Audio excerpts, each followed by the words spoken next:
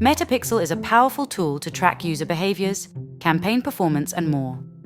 In this quick tutorial, we will take a look at how you can connect your forms with Metapixel.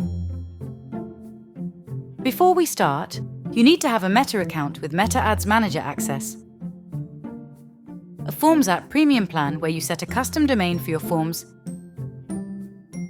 and lastly, a form.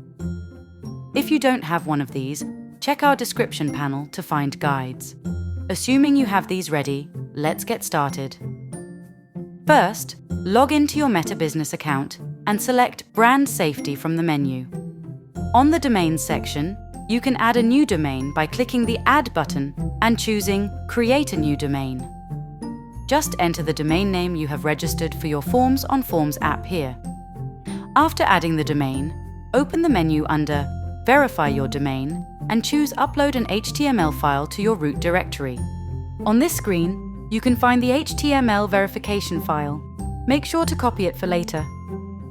Now it's time to find your Pixel ID. Open the side menu again, but this time choose Data Sources and then Datasets. Here, you can see your Pixel ID and copy it. Head over to Forms app and open the Connect tab on your form.